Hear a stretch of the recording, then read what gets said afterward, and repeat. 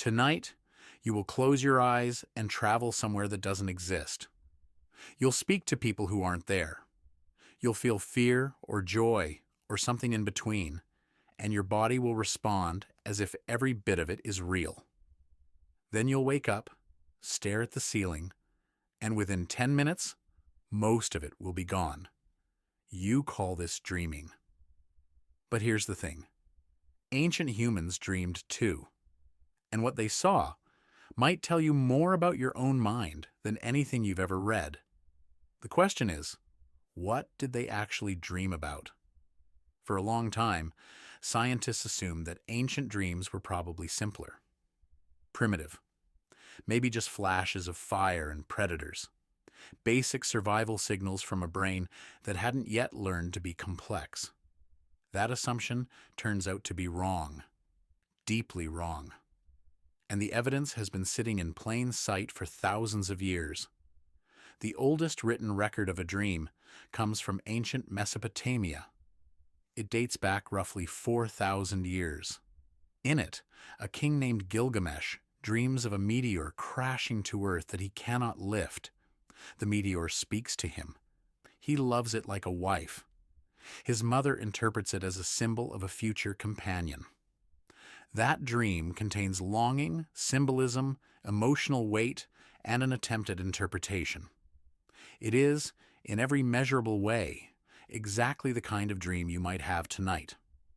That's not a coincidence. That's your brain. The researcher Matthew Walker, who studies sleep science at the University of California, Berkeley, has spent years documenting what the sleeping brain actually does. His work, along with decades of polysomnography research, shows that the structure of REM sleep, the phase where vivid dreaming occurs, is almost identical across all modern humans, regardless of culture, geography, or background. The machinery is the same everywhere. And if the machinery is the same now, there's every reason to believe it was the same then. So, what were ancient humans dreaming about?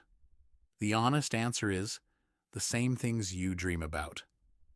Social conflict, status, love and rejection, fear of losing something important, chasing something just out of reach. Anthropologist Kelly Bulkley has spent decades building the Sleep and Dream database, cataloging thousands of dream reports from modern people alongside ancient texts, indigenous oral traditions, and early recorded histories. What he found isn't what most people expect. Across wildly different cultures and eras, the content of human dreams clusters around a surprisingly small number of themes: being chased, falling, flying, losing something valuable, being unprepared for something important, meeting the dead. You have probably had every single one of those dreams. This is not random. This is architecture. Your brain is running the same software it has always run, on hardware that hasn't changed in any meaningful way for at least 300,000 years. The part of your brain that generates dreams, the limbic system, the amygdala, the hippocampus weaving memory into narrative, was fully formed long before the first city, the first written word, the first god. Think about what that means. When a hunter-gatherer woke up in the dark of a cave 40,000 years ago, heart pounding from a dream about being pursued through the forest, the neurological event happening inside that skull was functionally identical to what happens inside yours when you bolt upright at 3 in the morning. Same architecture, same emotional residue, same confusion at the border between sleep and waking. The question isn't whether ancient dreams were complex. They were. The question is what those dreams were doing. Here's where it gets stranger. The prevailing theory in sleep science isn't that dreams are random noise. The leading hypothesis, developed in part through the work of Rosalind Cartwright at Rush University Medical Center, is that dreaming is a form of emotional regulation. Your sleeping brain takes the emotionally charged events of your day, strips away the cortisol, the stress hormone, and replays them in a context where you can process them without the full weight of waking fear. It's a kind of overnight therapy, a system for diffusing what hurts before you carry it into the next day. If that's true, then ancient humans were using this system constantly, and they needed it. Consider what their daily emotional load actually looked like. Social hierarchies were small and close. Every conflict was with someone you had to face again tomorrow. Every loss was immediate. There was no social media to filter your grief through, no therapist to talk to, no distance between you and the thing that frightened you. The emotional stakes of daily life were higher, not lower, than they are now, which means the dreaming brain would have been working harder. You have a system inside you right now that has been running this process for longer than human language has existed.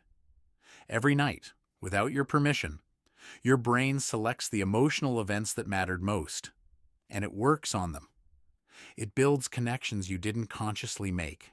It files some memories deeper and lets others dissolve. It prepares you, quietly and without fanfare, for tomorrow. Ancient humans almost certainly knew dreams mattered. Not scientifically, but intuitively. This is one of the few things that is genuinely universal across human cultures at every point in recorded history.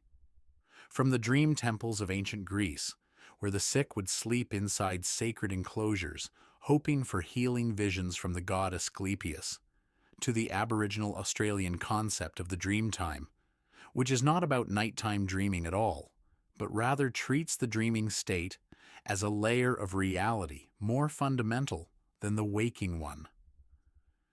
From the elaborate dream books of ancient Egypt to the vision quests of countless indigenous North American traditions, where a young person would seek isolation, fasting, and sleep, specifically to receive a guiding dream. Every culture, independently, arrived at the same conclusion. The dream is not noise. The dream means something. Modern neuroscience has spent a century trying to figure out exactly what. Sigmund Freud thought dreams were disguised wish fulfillment. Carl Jung thought they were messages from the collective unconscious. Contemporary sleep researchers tend to be more cautious. They talk about memory consolidation, emotional regulation, threat simulation. They are more precise and perhaps less poetic, but the core intuition that your ancient ancestors had turns out to be remarkably accurate. Whatever else a dream is, it is not nothing. It is your brain doing something important in the dark. What no one tells you is how strange it is that this has been true for every human who has ever lived. Your great-grandmother dreamed. The earliest farmers who planted the first grain 10,000 years ago dreamed. The first people who crossed the land bridge into the Americas dreamed of the place they left behind, or the predators they feared, or the people they loved. Every single human being who has ever existed has spent roughly 2 hours of every night inside a state that is private, involuntary, emotionally vivid, and almost impossible to fully explain to another person. You have been doing this your entire life. And so has every person you have ever loved. And so did every human who came before you, back to the very beginning of what it means to be human. There is something strangely comforting in that, if you sit with it. The woman who painted horses on a cave wall in France 17,000 years ago lay down at the end of her day and dreamed. Not simple dreams, not primitive flickers. Dreams with weight. Dreams with people she recognized, places she had been, fears she couldn't quite name. Dreams that probably woke her up, that she probably reached out to describe to whoever was sleeping beside her. Tonight, when you close your eyes, your brain will do what it has always done. It will take the day apart. It will look for what mattered. It will process what hurt and file away what you'll need and build something strange and vivid from the pieces. That process is ancient. It is yours, but it is not only yours.